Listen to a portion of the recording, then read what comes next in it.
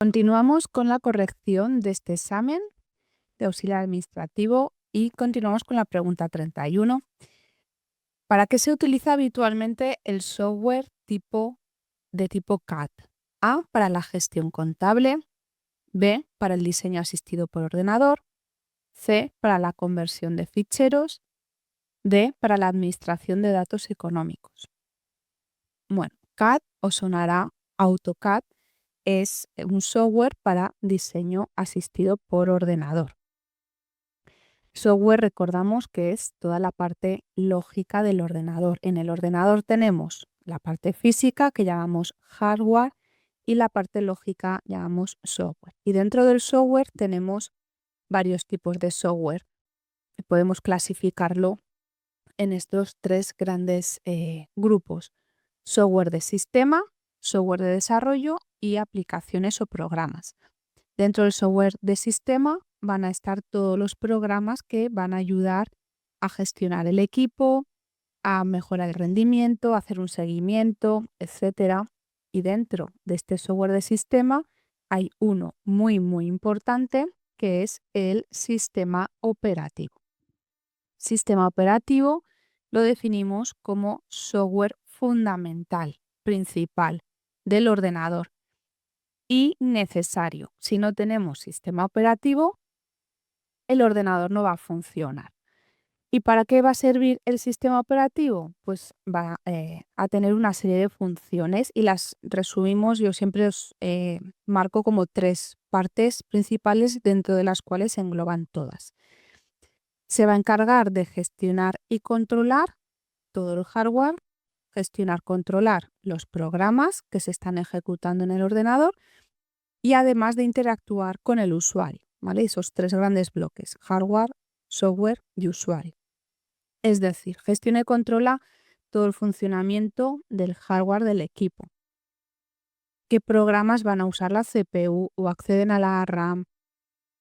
La entrada y salida de información a través de los periféricos. Todo esto lo va a controlar y gestionar el sistema operativo. El control de otros programas. Cada vez que vamos a abrir un programa y hoy estamos utilizando un programa, cómo arranca, cómo se enciende, cómo se ejecuta, todo esto se encarga del sistema operativo. Y además de una forma transparente para el usuario, es decir, todo lo que se ejecuta en el ordenador, todo lo que funciona internamente, para nosotros no necesitamos saber cómo va a nivel interno. Yo le pido al ordenador que abra un programa, me da igual cómo se ejecuta internamente, en qué parte de la memoria RAM se guarda la información, nos da igual. Con que funcione, ya está. De toda esa otra parte se encarga el sistema operativo. Y el tercer grupo importante que hemos dicho, usuario, es decir, el sistema operativo hace de interfaz, de intermediario con el usuario. El usuario va a pedirle al ordenador ciertas cosas a través del sistema operativo. Nosotros interactuamos con el sistema operativo y el sistema operativo hace que eso se ejecute. Entonces, esas tres grandes partes. Y hay una parte muy importante del sistema operativo que es el kernel. El kernel, os lo apunto aquí, kernel o núcleo es la parte del sistema operativo que se encarga de gestionar y controlar el uso de la CPU, que es lo más delicado a nivel de funcionamiento que tenemos en el ordenador. En la CPU pues se va a ejecutar todas las instrucciones de los programas que estén en funcionamiento. Entonces tendríamos ese primer gran bloque que es el software de sistema y dentro del sistema el más importante, sistema operativo. Luego tenemos otro bloque, software de desarrollo o programación, lenguajes de programación, entrarían todos aquí. Son todas las herramientas que utiliza el informático, el programador, para crear otros programas, ya sea aplicaciones, ya sean de sistema, etc. Y dentro de esas herramientas vamos a tener diferentes programas o diferentes ayudas para desarrollar otros programas. Desde que el informático escribe el código fuente en un lenguaje de alto nivel, que es algo que podemos más o menos leer y nos puede sonar a algo, hasta que obtenemos el ejecutable con las instrucciones en lenguaje máquina, que es lo que directamente va a entender internamente el ordenador, la CPU. O sea, ahí hay una serie de pasos. Tenemos compiladores, tenemos ensambladores, tenemos enlazadores, tenemos herramientas de depuración para comprobar errores, encontrar errores y corregirlos en esos programas. Todo esto entraría en software de desarrollo. Y luego tenemos el bloque de aplicaciones o programas, que aquí están los programas que nosotros utilizamos como usuarios, herramientas que se crean con algún lenguaje de programación para resolver tareas o problemas concretos. Y dentro de estas aplicaciones o programas encontramos el software CAD que hemos visto en la pregunta. Dentro de estas aplicaciones podemos tener software hecho a medida, o podemos tener software general. El software general es el que habitualmente utilizamos. Podemos ir a la tienda y comprarlo, o ir a una página, descargarlo y comprarlo, o descargarlo gratuito, ¿vale? Podemos tener que sea de pago o gratuito, es indistinto, pero es software que ya está creado y nos lo instalamos y lo utilizamos tal cual. Pero hay ocasiones en las que necesitamos algo muy concreto y no existe, porque trabajamos en una empresa, tenemos una empresa que se dedica a algo muy novedoso, o necesitamos una herramienta muy específica que nos ayude con ciertas tareas muy concretas. Entonces, pediríamos a un programador o a un grupo de programadores que nos creasen un software a medida para resolver esas tareas que necesitamos. Se va a adecuar a nuestras necesidades específicas, aunque pues el precio va a ser más elevado que un software general. Pero bueno, a día de hoy hay muchísimo software general y cada vez más herramientas, y se van adaptando a las diferentes empresas que van surgiendo, a las diferentes necesidades. Entonces es muy fácil encontrar software general que nos sirva para lo que utilizamos, pero podría darse que aún necesitemos también un software a medida. Vale. Pregunta 32. ¿Cuál de los siguientes es un uso habitual de las operaciones de coma flotante por segundo? A. Medida de la calidad de texto capaz de escribir un ordenador por segundo. B. Indicador de la velocidad de transferencia de datos por una red. C. Indicador de velocidad de la memoria RAM. D. Medida de rendimiento de una computadora. Vale. Las operaciones de coma flotante por segundo es una medida de rendimiento. Vamos a verlo un poquito más claro. Hemos hablado en la CPU, el procesador ejecuta una serie de instrucciones, y la medida que usamos para esas instrucciones, para esa velocidad de ejecución, es la cantidad de ciclos por segundo que es capaz de ejecutar. Ya hablamos de medidas en megahercios, gigahercios. Actualmente los ordenadores modernos se miden ya en gigahercios, ¿vale? Sería cantidad de ciclos por segundo. Pero el procesador tiene una parte, tiene un ayudante, que es el coprocesador matemático, que ese coprocesador matemático se centra en un tipo de instrucciones específico que son de coma flotante, ¿vale? Son instrucciones de coma flotante más complejas que las estándar, y lo que va a hacer es ejecutar más rápido. Y entonces hablamos de operaciones de coma flotante por segundo, ¿vale? Y nos va a dar esa medida. La CPU, ¿dónde la encontramos? La encontramos en el hardware, ¿vale? El hardware, la parte física del ordenador. Y en esa parte física, la parte más importante, la parte central, es la CPU, unidad central de proceso, que está formada por el procesador y la memoria RAM. Memoria RAM, recordamos que es la memoria, traduciendo directamente, Random Access Memory, memoria de acceso aleatorio. Y es una memoria volátil, es decir, que cuando apagamos el ordenador se borra la información que tenemos en ella. ¿Qué información hay en la memoria RAM? Aquella necesaria de todo lo que se está ejecutando en el ordenador en ese momento. Entonces, cuando ejecutamos un programa, las instrucciones y datos necesarios se guardan en la RAM y el procesador va a ejecutar las instrucciones de aquello que se tiene que ejecutar.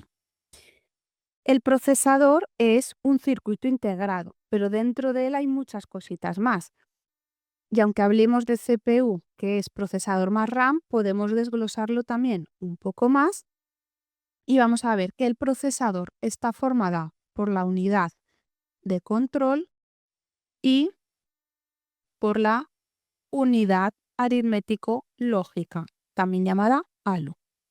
La unidad de control es la parte que se encarga de identificar cuál es la siguiente instrucción a ejecutar, la decodifica y va a ordenar a la ALU lo que tiene que hacer, porque es la ALU quien va a hacer el cálculo final. ALU, unidad aritmético-lógica, va a hacer esas operaciones de tipo aritmético y de tipo lógico, con sumas, restas, desplazando bits, comparando registros, para ejecutar todas las instrucciones que hace el ordenador.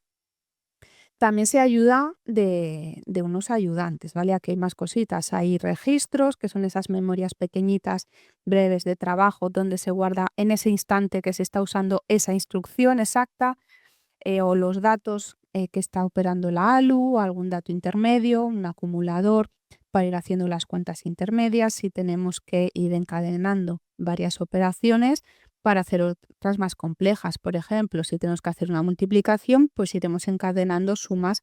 Bueno, la ALU se va a encargar de ir encadenándolas. ¿Vale? Todo esto, el decodificador de instrucciones, el registro de instrucción, donde se guarda la instrucción en ese momento, pues todo esto estaría dentro del procesador. De cara a examen nos quedamos con esto.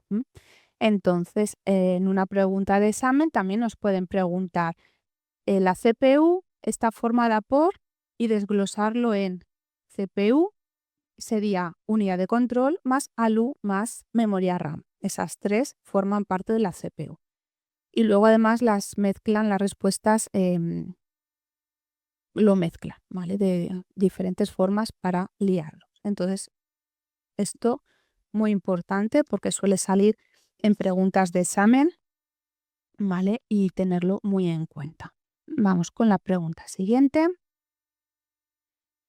¿Cuál de los siguientes acrónimos es un protocolo seguro de transferencia de hipertexto? Hypertext Transfer Protocol Secure. Bueno, aquí nos lo dan bastante fácil porque ya nos dan aquí el nombre en inglés. Podría ser que no me lo diesen en inglés. A ver que se ha marcado lo que no es. Podría ser que no me lo diesen en inglés y que me pidiesen la respuesta, ¿vale? Saberlo. Entonces, aquí con los protocolos, yo siempre os recomiendo que os aprendáis el nombre en español, en inglés, con las siglas, porque si me sé el nombre en inglés me es más fácil sacar las siglas. El protocolo seguro de transferencia de hipertexto es el protocolo HTTPS. El que no lleva la capa de seguro es HTTP. Son hermanos, ¿vale? HTTP, protocolo de transferencia de hipertexto. Si además le añadimos la capa de seguridad, pues vamos a tener HTTPS.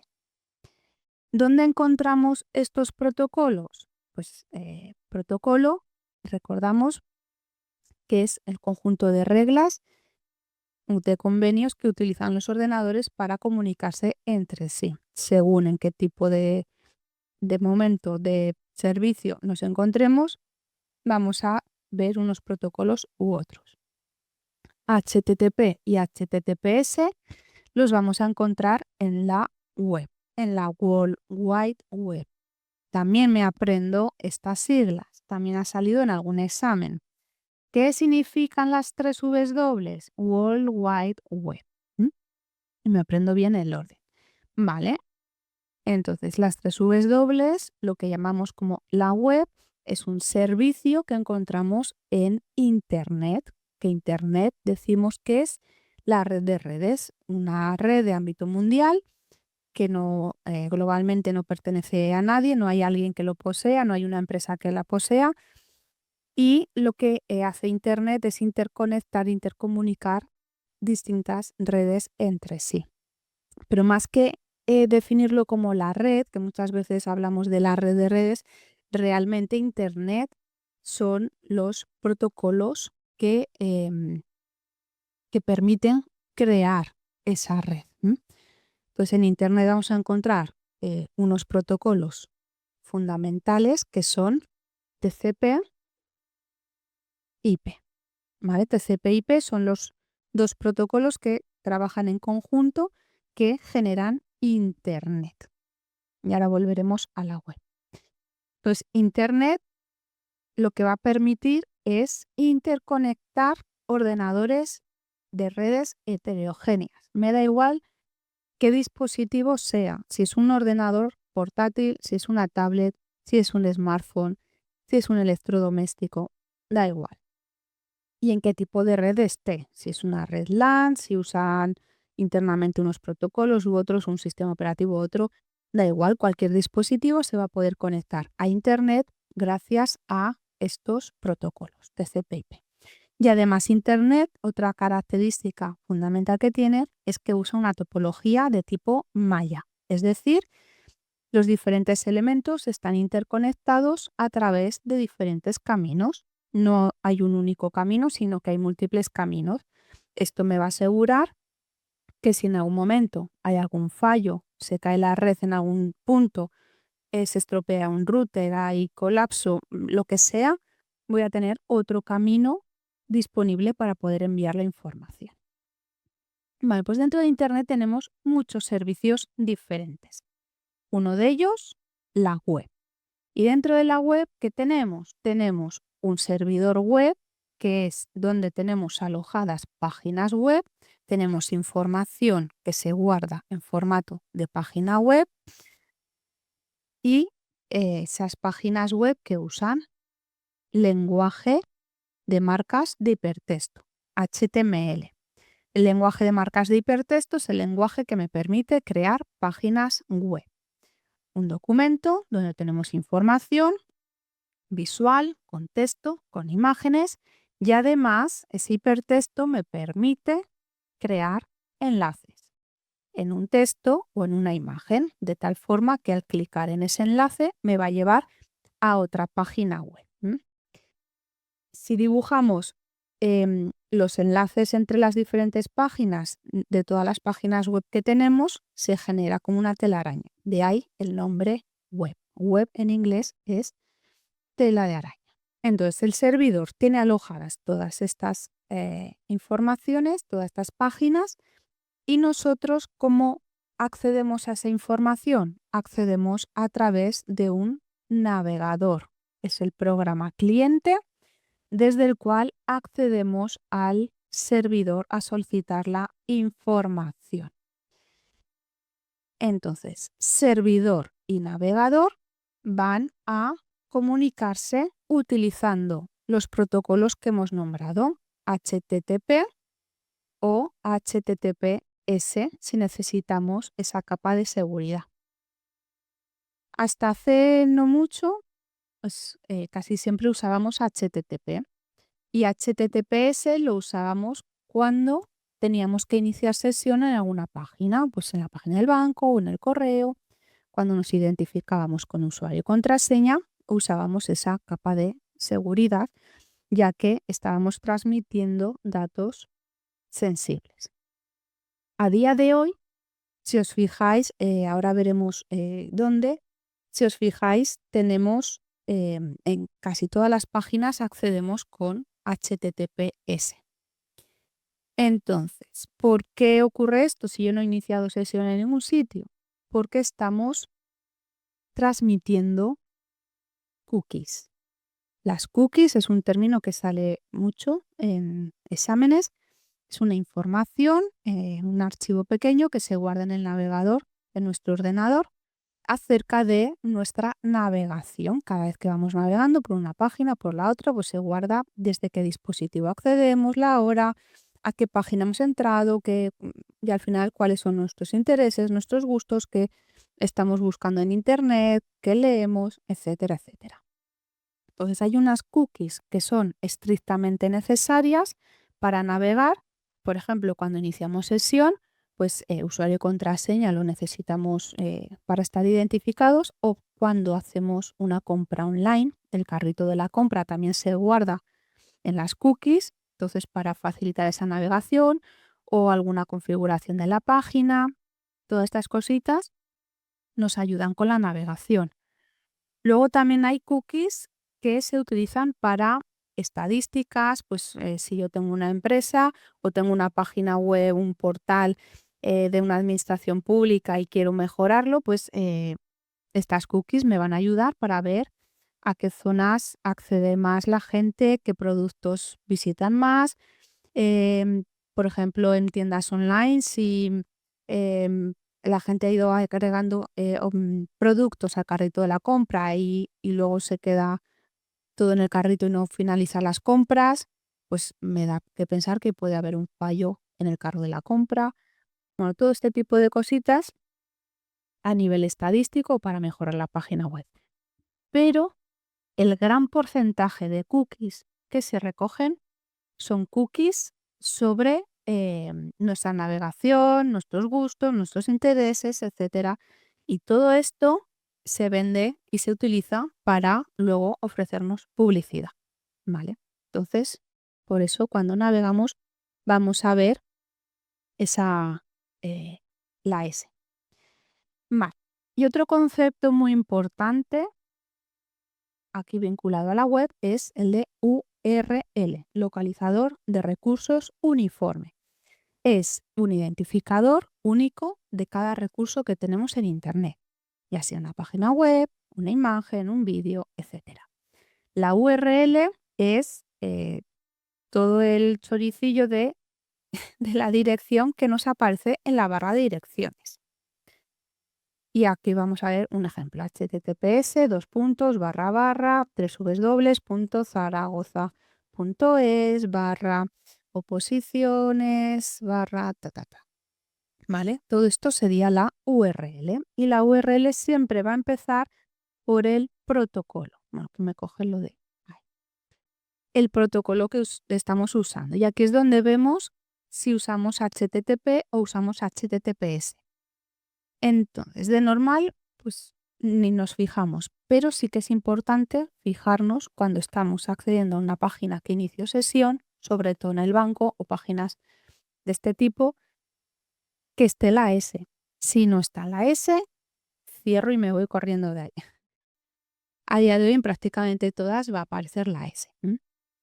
Puede ser que en alguna página que estemos visualizando un PDF o en un 1% de páginas web no lleguemos a usar el protocolo seguro, sino que estemos con HTTP a secas, ¿no? Pero bueno.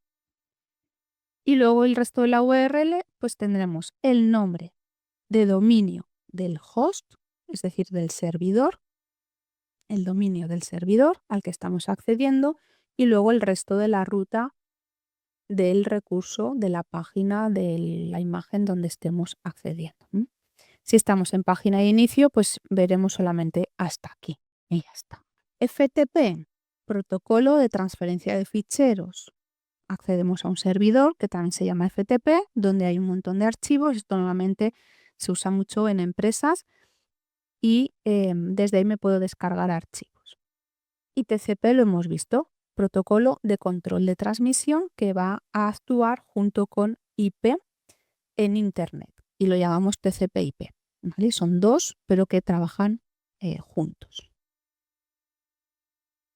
Siguiente pregunta, 34.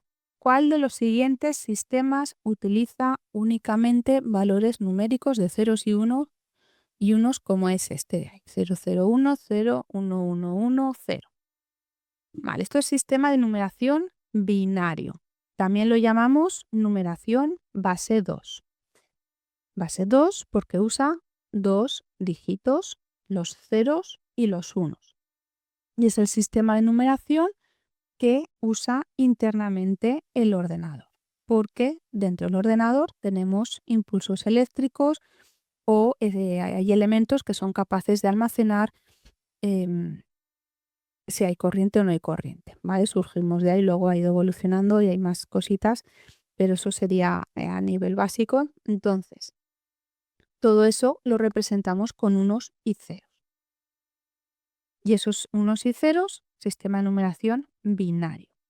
¿Cuál es el dígito binario? El bit. El bit es el dígito binario. Un 1 o un 0 es el bit. Y ese bit por sí solo ya nos puede representar algo, es nuestra unidad mínima de información. Podemos representar verdadero o falso o información que tenga dos posibles estados, el resultado de tirar una moneda, el sexo de una persona, etc. Pero ese bit por sí solo no nos aporta mucha información. Entonces, si el bit es el dígito binario, nuestra unidad de información, también tenéis que conocer el byte. El byte son 8 bits, ¿vale? El conjunto de 8 bits lo llamamos byte. La abreviatura del bit es la B minúscula, la abreviatura del byte es la B mayúscula. Y si el bit es nuestra unidad de información, el byte es nuestra unidad de capacidad. ¿Por qué? Porque las memorias, las unidades de almacenamiento, están formadas por unas celdas de capacidad byte o múltiplo de byte. Y aquí vamos a recordar los múltiplos del byte que os tenéis que saber súper bien y en orden. ¿Vale? Tenemos el kilobyte, megabyte, un segundito, kilobyte, megabyte, gigabyte, terabyte, petabyte, exabyte, zettabyte y yottabyte. ¿Vale? Y cada uno de estos tenéis que saber que equivale a 1024 del anterior. Es decir, un kilobyte son 1024 bytes, un megabyte son 1024 kilobytes, etcétera, etcétera. Me aprendo el orden y que cada uno son 1024 del anterior. ¿Y por qué 1024 y no 1000? Porque estamos en sistema de numeración binario o base 2 y estamos usando potencias de base 2. Pues esto, muy importante. Nosotros, ¿qué usamos de normal? Usamos sistema de numeración decimal, es el que usamos nosotros en el día a día, que usa potencias de base 10 y 10 dígitos del 0 al 9. Hay otro que es el octogonal, que usa 8, o el octal, mejor dicho, ¿vale? Que usaría 8 dígitos, y el hexadecimal, que usa 16 dígitos. ¿Dónde vemos el sistema de numeración hexadecimal? Pues lo encontramos en las direcciones IP versión 6, ¿vale? Que son unas direcciones IP que como utilizan muchos dígitos, muchos bits, mejor dicho, pues para representarlo y que la dirección no sea tan larga, usamos hexadecimal. Vale. Y vamos a ver la pregunta 35. ¿Cuál de los siguientes elementos tiene como tarea procesar datos y transformarlos en información representable en el dispositivo de salida? A. Sistema de archivos. B. Firewall. C. Disco duro. D. Tarjeta gráfica. Y aquí sería la tarjeta gráfica, que es el elemento del ordenador que se encarga de procesar los datos para poder visualizarlos en pantalla. Antiguamente teníamos sistemas operativos de entorno texto. Aquellos ordenadores no tenían tarjeta gráfica, pero cuando surge Windows y los sistemas operativos de entorno gráfico, hay tanta tantísima información gráfica que procesar que el procesador solo no puede. Entonces se crea la tarjeta gráfica que tiene su propio procesador que solo se dedica a procesar esa información de tipo gráfico y así el procesador se encarga del resto de instrucciones. Todos los ordenadores con sistema operativo gráfico tienen una tarjeta gráfica integrada en el ordenador, es decir, un chip que va a ir directamente en la placa base donde se ejecutan estas instrucciones. Podría ser que mi tarjeta gráfica sea muy limitada y necesite, pues, por ejemplo, me voy a dedicar al diseño gráfico o voy a jugar a videojuegos, ya sea porque me gusta o a nivel profesional. Ese software necesita muchísima potencia para poder ejecutar, poder visualizar tantísima información que se procesa a ese nivel. Entonces, si tengo un ordenador normalito, seguramente mi ordenador no sea capaz de ejecutar esas aplicaciones y se quede colgado. Entonces necesitamos una tarjeta gráfica más potente. Opción 1, me compro un ordenador nuevo con esas características. Opción 2, me compro una tarjeta de expansión, una tarjeta gráfica de expansión, es decir, un componente que yo puedo añadir a mi ordenador y mejorar las funcionalidades a nivel gráfico. Vale, eso, si tengo un ordenador de sobremesa, pues abrimos la caja, se coloca la tarjeta de expansión y ya tendríamos esas funcionalidades extra. Recordamos que la tarjeta gráfica forma parte del hardware. ¿Vale? Dentro del hardware hablábamos de una parte muy importante que es la CPU. Y la CPU se comunica con el exterior a través de periféricos. Y bueno, luego hay otros componentes internos. El firewall, que también sale mucho por preguntas de examen, el firewall o cortafuegos es un elemento, puede ser de hardware, puede ser de software, ¿vale? Muchas veces viene con el antivirus, pues una parte, ese software instalado, que lo que va a hacer es bloquear accesos no autorizados al sistema a través de la red o de Internet. En empresas, pues nos puede interesar comprar un aparato, un dispositivo físico que hace de firewall. Entonces, ahí va a incluir hardware y software en el mismo dispositivo y lo conectamos en el cable de entrada a la red del sistema. Bueno, entonces vamos a recordar del hardware toda la parte física del ordenador. Fundamentalmente lo dividimos en CPU y periféricos. CPU lo hemos visto antes, procesador con memoria RAM, que es el cerebro donde se va a ejecutar todas las instrucciones. Pero esa CPU se tiene que comunicar con el exterior y lo hace a través de los periféricos. Periféricos tenemos de entrada, que son los que van a darle la información al ordenador, entra la información al ordenador, de salida me devuelve la información ya una vez procesada. Mixtos o entrada y salida hacen las dos tareas a la vez. A estos los llamamos periféricos de comunicación porque ahí se entra y sale información. Pero luego tenemos un cuarto grupo que también es muy importante, que son las unidades de almacenamiento masivo, que además de entrar y salir información va a almacenar de forma permanente la información. Vale. ¿Qué tenéis que saber? ¿Cuáles son de cada grupo? Periféricos de entrada, teclado, ratón, la webcam, micrófono, escáner. Periféricos de salida, ¿qué me devuelve la información? Pues la pantalla o monitor, la impresora, altavoces, por ejemplo. Y mixtos los que hacen las dos tareas a la vez. Por ejemplo, una impresora multifunción que lleva impresora y lleva escáner, uno es de entrada y el otro de salida.